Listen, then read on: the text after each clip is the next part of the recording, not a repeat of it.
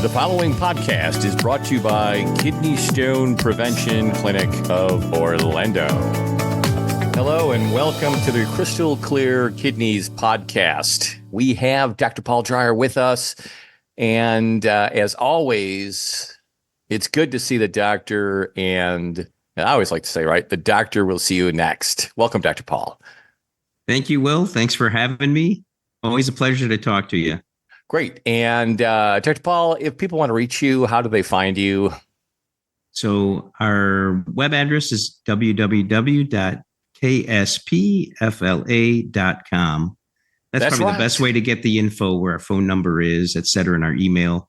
You can get a hold of us that way. Best way to do it, right? Yeah. www.kspfla.com. Sounds like a radio station, doesn't it? It does. Yeah. If you've ever wondered. Yeah. So let's go ahead. Dr. Paul, you had an interesting patient that came in just by chance, right? That saw you this weekend. Why don't you go ahead and tell us a little bit about that? Yeah. So this isn't a patient I was familiar with. Okay. I'd never seen this patient before. And the patient told me that in the past, this person has had 80 kidney stones, and I was just flabbergasted. Is that high? Is that high to have 80 kidney stones? That's a lot. I mean, so what I always tell patients, if you have one, okay, that's a phenomenon. 2 is a trend. Okay. 80 is like, I don't even, like a pandemic. So, right. And so, I mean, I'm always astounded when I see these patients, and I always think, so if anybody's listening out there to this and you have had multiple kidney stones, please reach out to me, because there are strategies to get evaluated, get treated, so you quit doing this. And so that's my goal for this patient that I saw. But he had some interesting things. When I finally got back to his office chart, he had a 24-hour urine collection to assess why he was making stones. When I asked him, he really didn't have much insight to why he was making the stones. And so that's a big part of what I do, is educate patients to, here's why you're making stones, and here's what we need to fix for you to quit making stones. So it's something very objective and measurable that you can follow up on and see if what you're doing is getting the results that you want. It wouldn't be the 80 gallons of Gatorade that he's drinking, right? That had nothing to do with it. No, he did try to hydrate. I can't remember what his volume was on the collection. It actually wasn't that much, like 1.7 liters. So again, you want 2.5 liters or more. Little low. Yeah. Little low, but so puts him at some risk. But a couple of things with him. When I reviewed the information from his previous workup, his urine citrate was low. So urine citrate is a protective factor to keep you from making stones, because it wraps around the calcium and keeps it from falling out of solution to make a stone. And his was a bit low, so he was taking potassium citrate to try to raise it.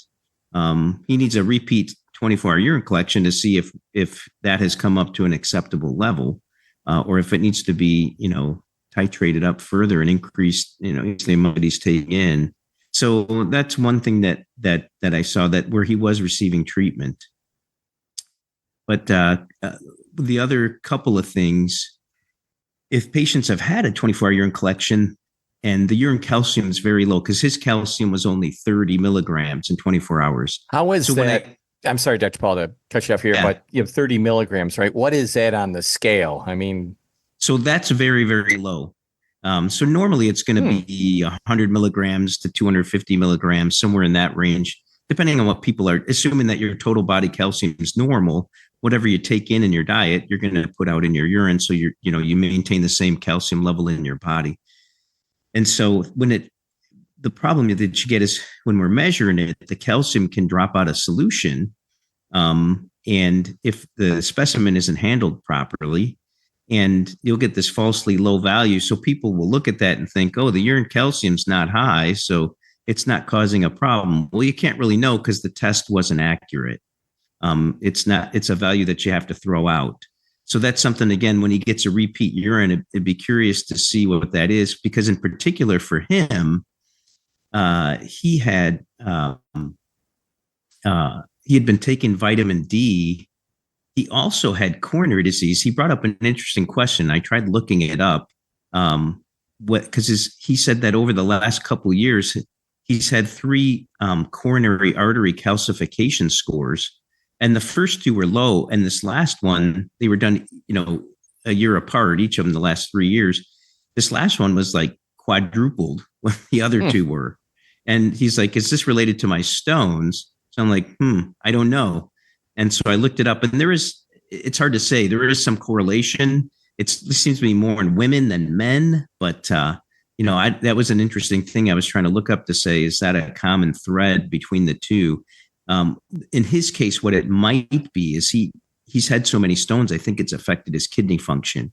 And if patients have abnormal kidney function, then that's going to be a risk factor. So if you've had enough stones that cause kidney injury, then the kidney injury itself is associated with coronary artery calcification. So that may be how that all plays out, when I was trying to figure that one out. It was an interesting question he brought up for me. So very interesting. And folks, if you're listening, remember, it's good to see Dr. Paul if you're making stones, especially if you're making 80 of them. He's the guy to see. But there are so many external factors. Just, you really need someone of Dr. Paul's stature to figure out why you're making them. So all right, so absolutely. So it's like juggling balls. You got to you got too many balls you're juggling, they're going to fall on the floor. So you got to sort all that stuff out. The other thing that he had that was astounding, Will, is so when I see patients, I try to get their urine oxalate below 40. 40 for the lay person listening is 40 milligrams in the 24-hour urine collection. So that's normal. Yeah, that's the upper limit of normal. So if you have 20, that's great. If you have 60, then that's a risk factor for stones. And so then we go through diet, and that's something we'll do with him, is go through diet. But what we're going to wind up doing with him is there are some genetic causes where the urine oxalate's very high. So I'm going to do genetic testing on him to see if he has a genetic predisposition. There's a certain condition called primary hyperoxaluria. He's a bit older to get this because usually it would show up earlier in life. That's interesting. Yeah. And before there was no treatment for it. So when I was a fellow many years ago, I saw a pediatric patient that had this. And the problem is, that they go into kidney failure because there's so much oxalate that deposits in the kidney. It destroys the kidneys. And so this was a little 3-year-old. And the way that we could treat it back then is if you just gave a kidney transplant, then the kidney transplant would get destroyed by the oxalate. So that wasn't the fix. And so we had to do back in those days is give a liver transplant and a kidney transplant. And the liver transplant had the proper enzyme to metabolize the oxalate so the kidney transplant wouldn't get destroyed.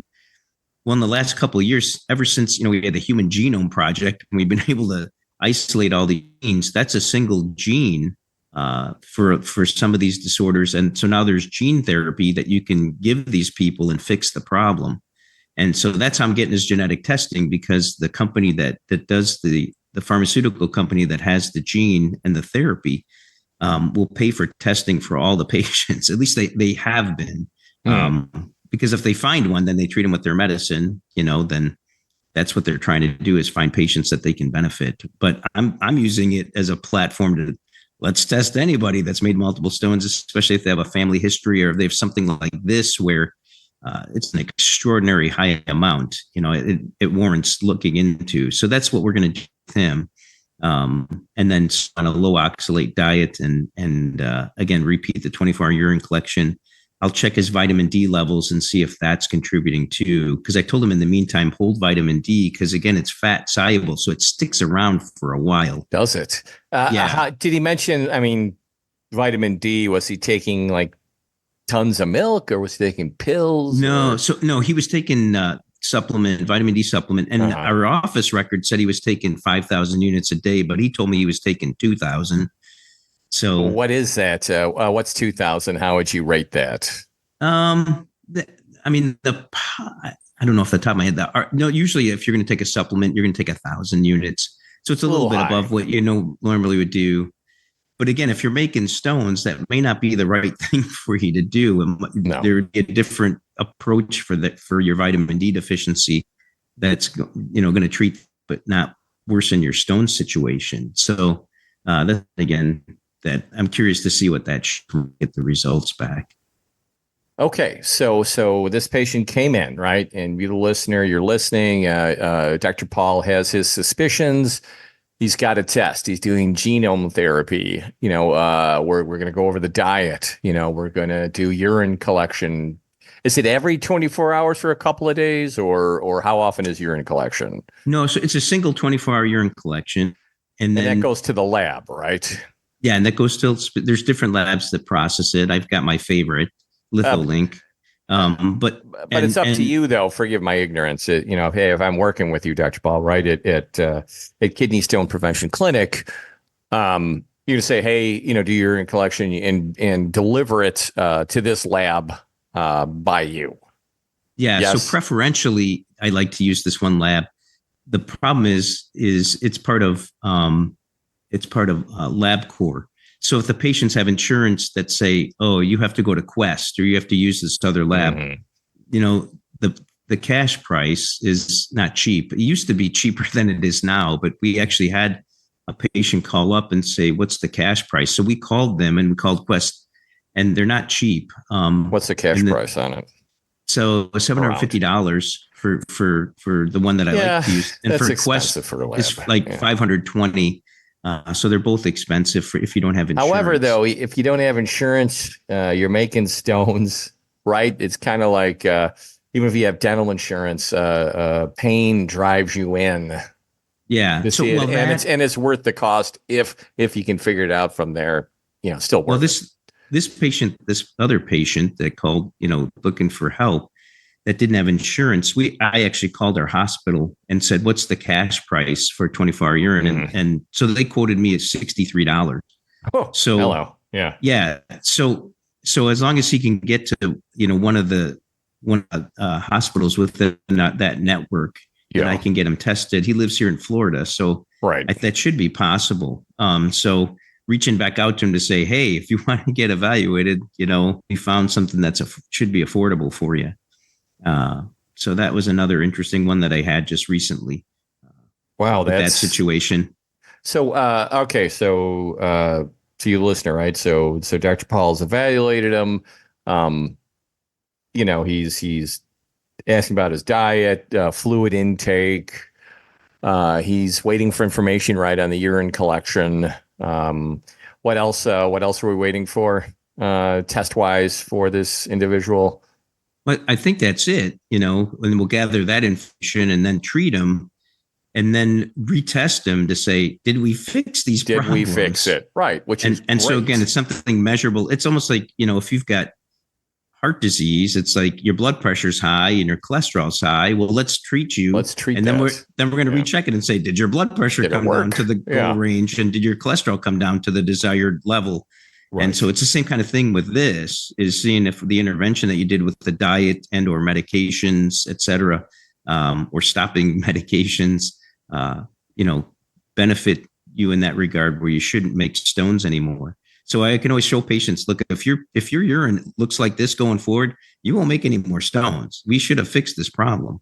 And that indeed is what happens, the far majority of the time. I can find the reasons why patients are making stones and we fix it, and then they quit making them.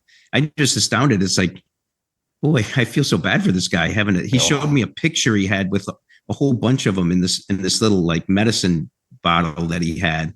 He had collected a whole bunch of them, and I'm like, oh, that looks painful. Every single one is jagged, and oh my God, feeling it all the way out. So didn't you say in the pre-show call, Dr. Paul, that what was the size of his last stone that he's making, or his biggest? Yeah, so it was 7.7 millimeters, and so generally if they're above 4 or 5, like it's going to be 50-50 passing that. Oh. Yeah. So if it's bigger, then you have to, and so he did. Urology had to go in and extract the stone, and they did. And see, that's where Dr. Paul comes in. Yeah, right. Urology will extract the stone. Yes, we'll get it out of you, but then it's like, well, I really don't want to go through this again. What's my next step? What do I do? And what he told me, Will, is that when he had been imaged previously, that very stone was only 5 millimeters, and so it had grown 50% bigger in the meantime. And so that's the whole thing. Again, if treating patients is to keep you from making new ones, but also keeping existing ones that you have so that they don't grow any bigger and cause problems. Yeah. All right. So there's a lot going on here. Dr. Paul, once again, if someone's listening, they can go to www.ksp, Kidney Stone Prevention Clinic at kspfla.com.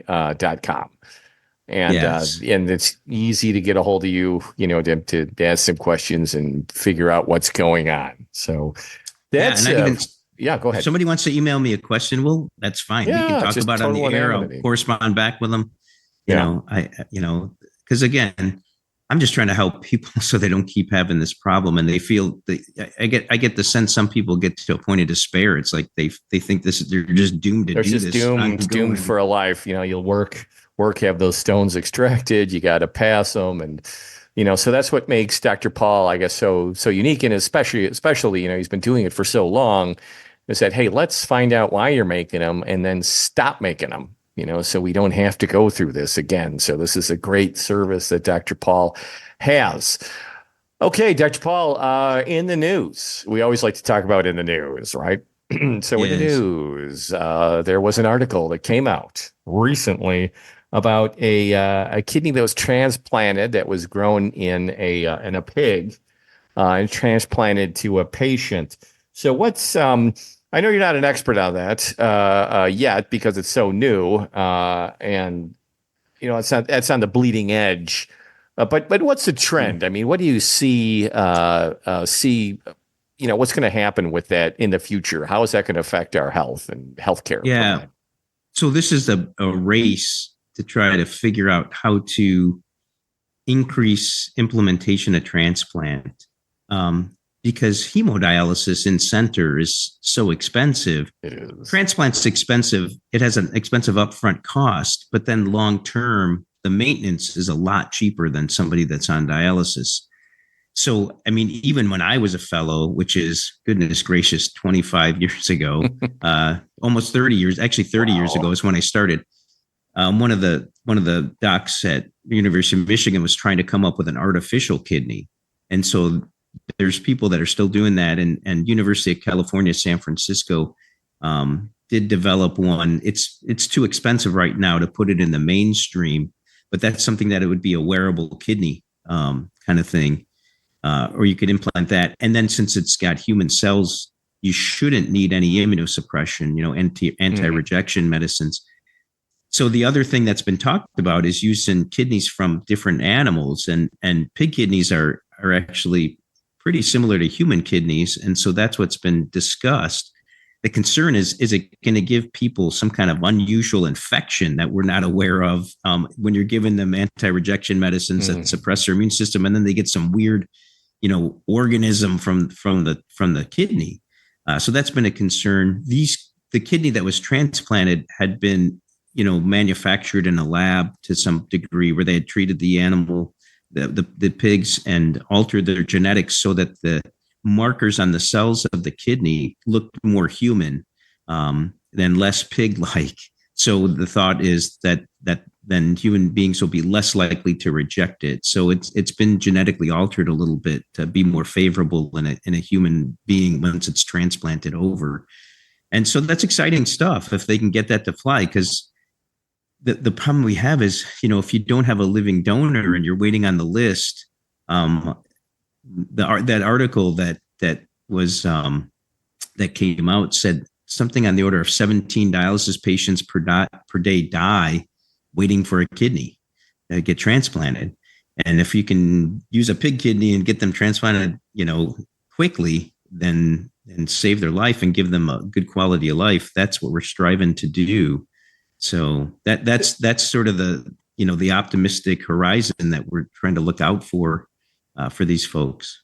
That sounds the best all the way around, because I was surprised when you said, overall cost is higher to have dialysis rather than have the kidney transplant. That kind of shocked me right there. So Yeah. So that's what we'll do with folks. If I see folks and they're progressing, they're close to needing to start dialysis, we'll get them worked up for a transplant. And then we'll say, do you have any donors? And if they do, we'll get the donors worked up. And a lot of times we can preemptively give them a kidney transplant and avoid having to go on dialysis at all.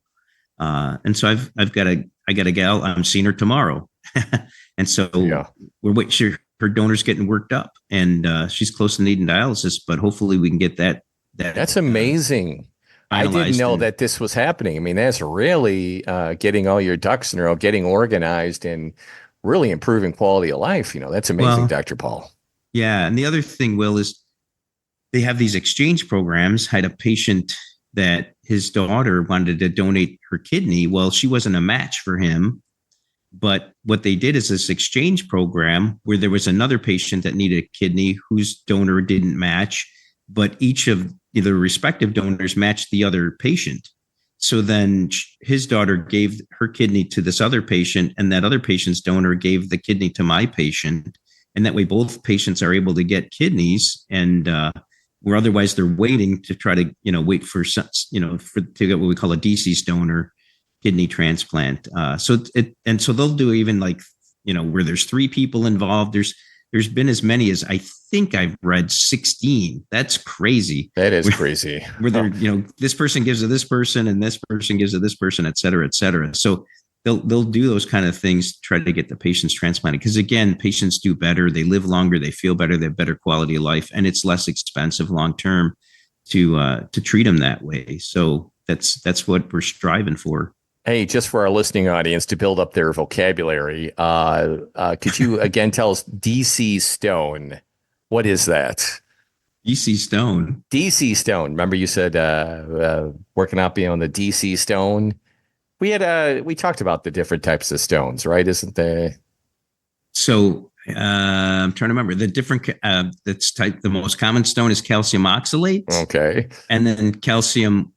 What's called calcium phosphate, but it's really calcium hydroxyapatite is the formal chemical term. There is calcium phosphate stones called bruchite, and if you see those, then you think, oh, primary hyperparathyroidism or incomplete distal renal tubular acidosis. That's what I'm going for when I see that one, because that's about 2 or 3%. And then you have uric acid stones.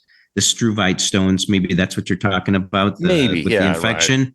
Right. And then cystine stones, that's a tough one because those are really hard and they can be challenging to treat. So, but those are and then the ones from medication that we talked about. And I had seen the one with the patient went on the diuretic triamterene that had a stone, and I was like, interesting. So. Well, I'll tell you what, if we ever have when we have listeners on, we're definitely going to active quiz them in some vocabulary, knowing the stones and, again, and real quick, let's, to end this, right? So this has been an awesome session, man. We have learned a lot, and there's a lot of people that can benefit from this, and hopefully our listeners are hearing this as well. So, Dr. Paul, we always go over the fluids to take and the fluids to avoid. Let's talk about fluids to avoid, best practices for avoiding kidney stones. Yeah. So in general, fluids to avoid are anything with high fructose corn syrup. So we said no Hawaiian punch. Stuff. Yeah, no Hawaiian punch.